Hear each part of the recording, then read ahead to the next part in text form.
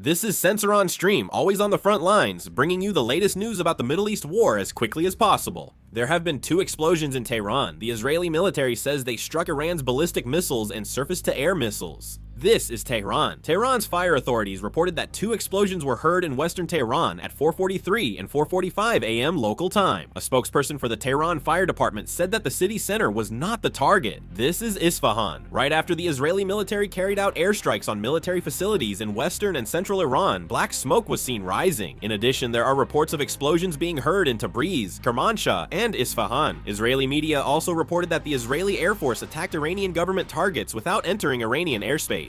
This is Jerusalem. The U.S. Embassy in Jerusalem has ordered all staff and their families to evacuate. This is Iraq. An Israeli Hermes 900 drone was shot down in Iraq. These are Iranian missiles passing through Lebanon and attacking Israel. A Lebanese resident filmed this scene and said, "Thank you for being with us, even when our government abandoned us." This is a video uploaded by Iranian state media. This is footage of drones being launched toward Israel. At the time of the drone launch, there was a slogan that read, "We will not abandon Lebanon." The Houthi forces launched ballistic missiles at Israel. The missiles were successfully intercepted.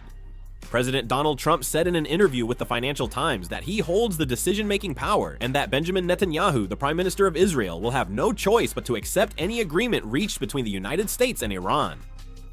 President Trump recently stated that Iran's airstrike on Israel and Israel's airstrike on Beirut, Lebanon, will have no impact on the negotiations and mentioned the possibility of a nuclear agreement between the United States and Iran in the near future. The United States has urged Americans staying in Jordan to immediately seek shelter. The Israeli military announced that Iran has made a fatal mistake and that the Israeli forces could launch retaliation against Iran at any moment. If there are further updates, I will make and upload another video. This concludes the video. Thank you.